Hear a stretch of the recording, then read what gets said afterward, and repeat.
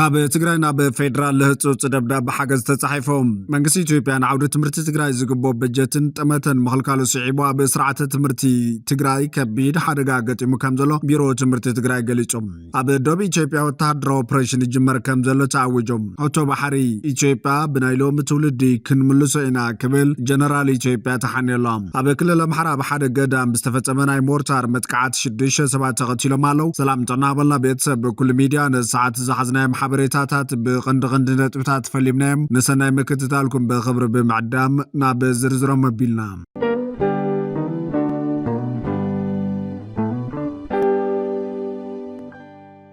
ካብ ትግራይና በፌደራል ህጹጽ ደብዳቤ ሓገዝ ተጻሒፈሎም መንግስቲ ኢትዮጵያን ዓውደ ትምህርቲ ትግራይ ዝግቦ በጀትን ጥመተን መኸልካሉ ስዒቡ ኣብ ስርዓተ ትምህርቲ ትግራይ ከቢድ ሓደጋ ገጢሙ ከም ዘሎ ቢሮ ትምህርቲ ትግራይ ገሊጹም ዓለም ለኸ መሻርክትና ነዚ ክፍተትን መቕጻል ህጹጽ ፋይናንሳዊ ደገፍ ክገብሩን ፌደራል መንግስቲ ንትግራይ ዝተመደበሉ በጀት ብቕልጡፍን ሙሉእ ብምሉእን ንኽለቅቕ ኣብ ላዕሊኡ ዲፕሎማስያዊ ፀቕጥን ክገብሩን ህጹጽ ጻውዒት እውን ቀሪቦሎም ሓላፊ ቢሮ ትምህርቲ ትግራይ ዶክተር ኪሮስ ጉዕሽ ከም ዝገለጾ ድማ መንግስቲ ፌደራል ሕገ መንግስት ብዝፈቀደ ብስሩዕ ዝተመደበ በጀት ትግራይ መሓዙ ምስ መትከላት ሕገ መንግስታዊ ምዕሩይነትን ፊዚካላዊ ፌደራሊዝምን ከምኡን ኣብ ስምምዕ ፕሪቶሪያ ዝተዘርዘሩ ቃል ኪዳን ድሕሪ ኩናት ማሕዋይነ ወሃባ ኣገልግሎትን ዝጻረር ምዃኑ ገሊጾላ ቢሮ ትምህርቲ ትግራይ ህጹጽ ፍታሕ ብዝብል ትማልን ኣብ ሚኒስተር ትምህርትን ኮሚሽን ሓደጋን ድልውነትን ካልኦት ኣካላት ኣብ ጸሓፎ ቁልዕ ደብዳቤ ንዓውደ ትምህርቲ ናብ ሓደጋ ዘእቱ ምኽልካል በጀት ቦትጽ ፍታሕ ክናድል ፀዊዓላ ዓውደ ትምህርቲ ትግራይ ፈለማ ብሰንኪ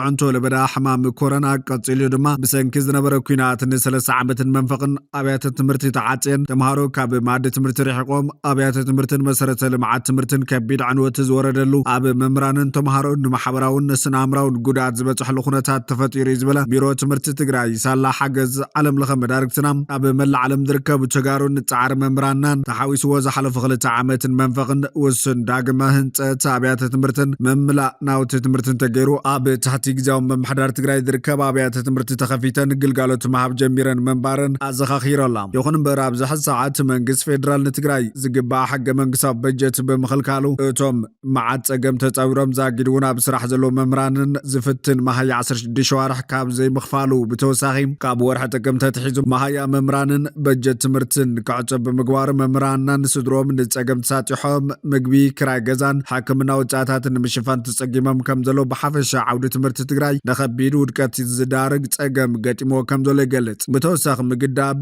እዚ በጀት ትምህርቲ ንኮንቬንሽን ዓለም ለኸ መሰል ህጻናት ዩኤንኤችሲአርን ንመትከላት ሽቶታት ዘላቕ ልምዓት ኤስዲጂ ብዝጓነጽ መንገዲ ድሕረ ኩናትን ዝነበረ ምንቕቓሕን ሓገዝ ዓለም ለኸ ማሕበረሰብ ዝሸርሸረን ህጻናት ትግራይ ዓለም ለኻዊ መሰላት ምምሃር ዝጻባእ ተግባር ዝፍጸም ዘሎ ይብል ስለዝኾነ ማሕበረሰብ ዓለም ዳርግትና ኾነ መንግስቲ ፌደራል ብመሰረት ሕገ መንግስታዊ ድልድል በጀትናን መትከላት ስምምዕነት ፕሪቶሪያን ሳገደ በጀት ትምህርቲ ክልቀቕ ህጹጽ ፋይናንሳዊ ሓገዝ ክግበር ስሩዕ ከይዲ መምሃር ምስትምሃር ብንቡር ክቕጽል ንተግባራውነቱ ኣወንታዊ ጽዕንቶ ክገብሩ ፀዊዑ ቢሮ ትምህርቲ ትግራይ ኣብ ጸሓፎ ደብዳቤ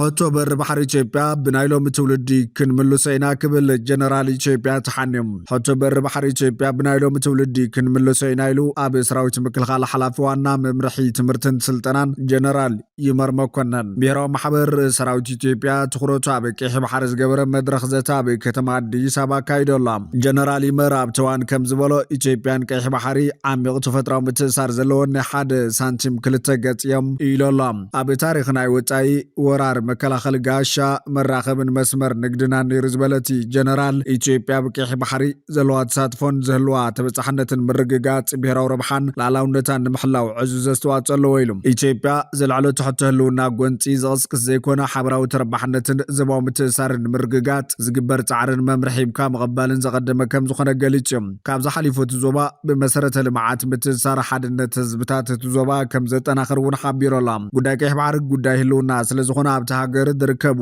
ኣባላት ብሄራዊ ማሕበር ሰራዊት ኢትዮጵያ ክግንዘቡ ይግባእ ክብል ድማ ሓቢሮላ። እዚ ካብ ኣዘዝቲ ሰራዊት ክሳብ ፖለቲከኛታትን ቀዳማይ ሚኒስተርን ኢትዮጵያ ዝለዓል ዘሎ ሕቶ ኣፍ ደገ ባሕሪ ኢትዮጵያ ኣብ መንጎ ኤርትራን ኢትዮጵያን ኩነተ ኩናት ፈጢሩ ዝርከብ ኮይኑ ኤርትራ ብተደጋጋሚ መጥሓስ ሉዓላውነት ክትብል ነፂጋቶ እያ። ብወገን ኤርትራ ዝወሃብ ምላሽ ዝበዝሕዋን ብመንገዲ ሚኒስተር ዜና ተሃገሪ ዝወፅእ ኣብ ዝተረኸበ ኣጋጣሚ እናተደጋገመ ዝቐርብ ሓደ ቃና ዘለዎ መዝሙር ተመሳሳሊ መርዛምን ዘይሕጋውን ምንዳይ ላዕላዊ ኣፍ ደገ ባሕሪ ክብል ሚኒስተር የማነ ገብረ መስቀል ኣብዚ ዝሓለፈ ሰሙን ብኤክስ ምላሽ ሂቡ ነይሩ። ፖለቲካዊ ፀወታ ቲያትር ሰልፊ ብልፅግና እናሓደረ ናብ ትርጉም ኣልቦነት ይሰጋገረሎ ክብል እውን ወሲኹ ይንሱም። እቲ ብሽም ህፁፅ ኣድላይነት ልምዓት ነፂሁን ተሓፂቡን ዝቐርብ ዘሎ ጠለብ ዘርኢ ዘየድሊ ግጭትን ዘይምርግጋን ምዃኑ እዩ የማነ ዝነቅፍ። ኣብ ዝሓለፈ ሰሙን ዝወፀ ቃለ መሕተት ነቲ ጉዳይ ኣፍ ደገ ባሕሪ ካብ 2023 ትሒዙ ከም ዛዕባ ናብ ባይቶን ክንዩን ብምምፃእ ኣጀንዳ ዝገበሩ ቀዳማይ ሚኒስተር ኣብይ ኣሕመድ ብምስላታት ዝተወንዘፈ ነቐፌታን መጠንቀቕታን ኣብ ልዕሊ ኤርትራን መራሕታን ወርዊሩ ነይሩ። ፕሬዚዳንት ኢትዮጵያ ታየ ኣጽቀሥላሴ ከምኡውን ኣዛዚ ሰራዊት ኢትዮጵያ ፊልድ ማርሻል ብርሃኑ ጁላ ዝርከብዎም መራሕቲ ኢትዮጵያ ብኣጋጣሚ በዓል ዓወት ኩናት ዓድዋ ዘመሓላለፍዎ መልእኽቲ ኣፍ ደገ ባሕሪ ንምውሓስ ይሰርሑ ከም ዘለዉ ምዝራቦም ዝፍለጥ እዩ።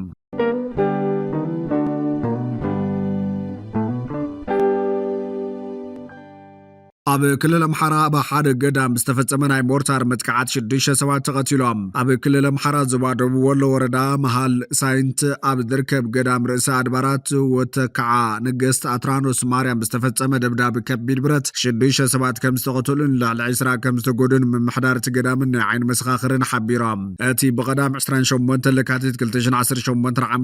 ንግሆ ሰዓት 3 ፈረቓን ኣብ ልዕሊ እቲ ገዳም ናይ ሞርታር መጥቃዕቲ ከም ዝተፈጸመ ናይቲ ገዳም ኣመሓዳሪ መኽበብ ኣባ ገብረዝጋብሔር ሃይለ ማርያም ሓቢሮም ኣሎም። በቲ ቀዳም ድሕሪ ቅዳሴ ዘጋጠመ መጥቃዕቲ ፈለስቲ ዲያቆናትን ተምሃሮ እቲ ገዳምን ከም ዝተቐተሉ ኣመሓዳሪ እቲ ገዳም ሓቢሮም እዮም። በቲ ዝተፈጸመ መጥቃዕቲ ኣቦኡ ከም ዝተቐተሉ ዝሕብር መረጌታ ስሙር ኣብቲ ቤተ ክርስቲያን ኣውያት ምስ ሰማዕኹ ብጉያ ኸይደ ብዙሕ ርእሳታት ጸኒሕኒ ኢሎም። ኣመሓዳሪ እቲ ገዳም ብወገኖም በቲ መጥቃዕቲ ናይ ሞርታር ናይቲ ገዳም መረጌታ ከቐድሱ ዝመፁን ሽማግለታትን እግሮምን ኢዶም ከም ዝተቆረፁ ብምሕባር ሓላውቲ ደብርኻ እግሮም ተቆሪፆም ዓይኖም እውን ዓዊሮም ኢሎም። ብተወሳኺ ፍንጭልጫል ናይቲ ሞርታር ዝወቕዖም ልዕሊ 21 ሰባት ከም ዘለዉ ናብ ሕክምና ናይቲ ወረዳ ናብ ከተማ ደሴ ኣብ ዝርከብ ሆስፒታልን ይሕከሙ ከም ዘለዉ ኣፍሊጦም። እቲ መጥቃዕቲ ናይቲ ገዳም ኣገልገልትን ተገልገልትን ንሞባእ ኣብ ዝተኣከብሉ ከም ዝተፈጸመ ብምግላጽ ካብቶም ንሕክምና ኸይዶም ዘለዉ ካህናት ፈለስትን ዲያቆናትን ኣለዎም ኢሎም። ሕዚ ኣብቲ ደብሪ ኣነ ጥራይ ዘለኹ ኣቐዲሙ ካብ 100 ዘይውሕዱ ኣገልገልቲ እዮም ነይሮም ድሕሪ ምባል እቶም ካብቲ ደብዳብ ዝደሓኑ ሰባት ሃዲሞም ከም ዝኾነ ረድዮም። በቲ ደብዳብ ናይ ሞርታር ኣብ ልዕሊ ኣዳራሽን ንሓስን ናይቲ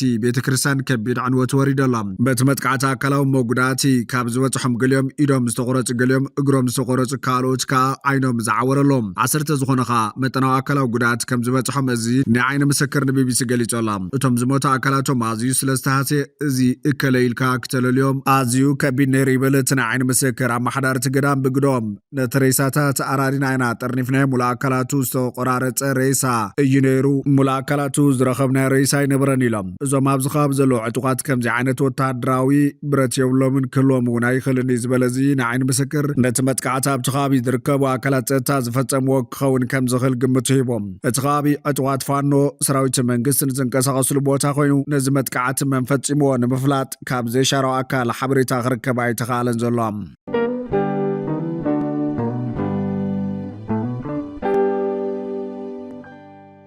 ኣብ ደቡብ ኢትዮጵያ ወታደራዊ ኦፕሬሽን ይጅመር ከም ዘሎ ተኣውጆም። መንግስቲ ደቡብ ሱዳን ኣብ ምብራቃዊ ክፋል እቲ ሃገር ወታደራዊ ስርሒት ይጅምር ከም ዘሎ ብምግላጽ ነበርቲ እቲ ከባቢ ካብቲ ቦታ ክወፅእ ኣዚዙ ኣሎ። ነስዒቡ ብኣሽሓ ዝቑፀሩ ደቡብ ሱዳናውያን ናብ ኢትዮጵያ ይሃድሙ ከም ዘለዉ ተሓቢሩ እዩ። መንግስቲ ደቡብ ሱዳን ኣብታ ምብራቃዊት ከተማ ኣካቦ ወታደራዊ ወፍሪ ከካይድ ምዃኑ ድሕሪ ምግላጽ ብኣሽሓ ዝቑፀሩ ሰባት መንበሪኦም ገዲፎም ናብ ደቡብ ኢትዮጵያ ገጾም ይሃድሙ ከም ዘለዉ ተገሊጾም። ሰራዊት ሓይልታት ደቡብ ሱዳን ኣብ ከተማ ኣኮባን ካቢያን መጥቃዕቲ ንምፍናው ይቀራረብ ምህላው ስዒቡ ነበርቲ እታ ከተማን ሰራሕተኛታት ረድኤትን ነቲ ከባቢ ለቒቖም ክወፁ ኣዚዙ እዩ። ድሕሪ እቲ ትእዛዝ ካብ ዝሓለፈ ቀዳም 28 ለካቲት 2018 ምሸት ጀሚሩ ሓያሎ ሰባት ክስደዱ ከም ዝጀመሩ ዝተገለጸ ኮይኑ ሓላፊ ሰብኣዊ ጉዳያት እቲ ከባቢ ኒያል ሊያው እታ ከተማ ጥርሓ ትተርፍ ምህላዋን ደቂ ኣንስትዮ ህጻናትን ኣረጋውያንን ዝርከብዎም ዶብ ጥሒሶም ናብ ኢትዮጵያ ኣትዮም ኣለዉ ክብል ንጋዜጠኛታት ገሊጹ ኣሎ። መንግስቲ እቲ ሃገር ኣብ ኣኮቦ ዝርከብ መዓስከር ልኡኽ ዓቃቢ ሰላም ውድብ ሕቡራት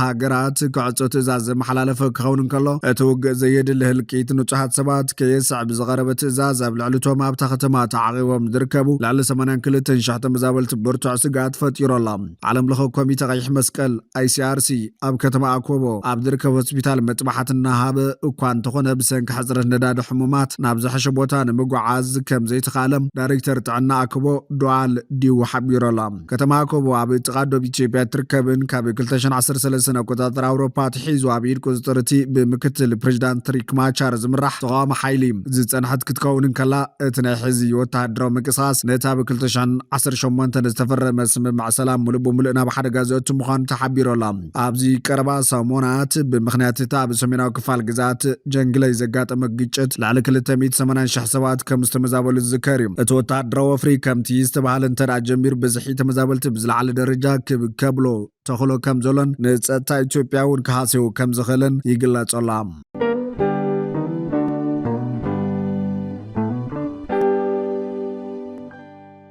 ኣሜሪካን ኣሕዋት እስላም ሱዳን ሽበራዊ ጉጅለ ብምባል ኣብ ጸሊም መዝገብ ኣስፊራቶም። ሚኒስትር ጉዳያት ወጻኢ ኣሜሪካ ጉጅለ ማሕበር ኣሕዋት እስላም ሱዳን ሙስሊም ብራዘርሁድ ካብ እስላማዊ ሓለዋ ሰውራ ኢራን ደገፍ ይረክበሎ ክብል ከሲሶላ። ዋሽንግተን ነቲ ጉጅለ ብፍሉይ ዝተመደበ ዓለማዊ ግብረ ሽበራዊ ዝብል ስያመ ብምሃብ ካብ ዝመጽእ ሶምን ጀሚሩ ናይ ወጻኢ ግብረ ሽበራዊ ትካል ክትምዝግቦ ምዃና ገሊጻላ። ሚኒስትር ጉዳያት ወጻኢ ኣሜሪካ ማርኮ ሩቢዮ ኣብ ዝሃቦ መግለፂ ሕብረት ኣሕዋት እስላም ሱዳን ወይ ድማ ሙስሊም ብራዘርሁድ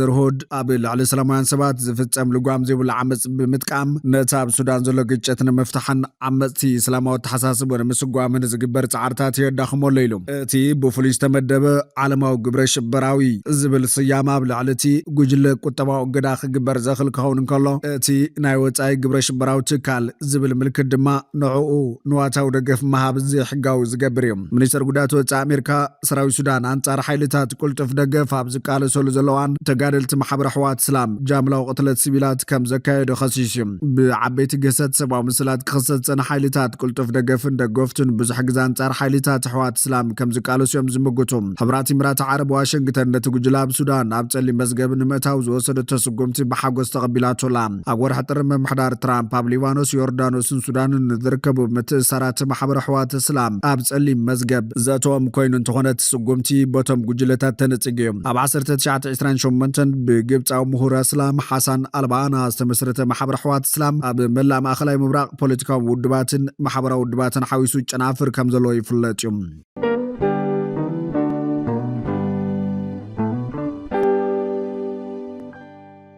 ፍትዋትነ ክብራትን ቤተሰብ በኩል ሚድያ ንሰዓት ዝሓዝናዮ ሓበሬታታት ነቶም ክትከታተልዎም ዝጸናሕኩም ይመስሉ ነይሮም። ንሰናይ ምክትታልኩም ብምስጋን ናብ ዝቕጽል ብኻልኦት ሓበሬታታት ክሳብ ንራኸብ ንምድለዋትና ላይክ ሸር ንሚድያና ሳብስክራይብ ብምግባር ቤተሰብ በኩል ሚድያ ይኹኑ።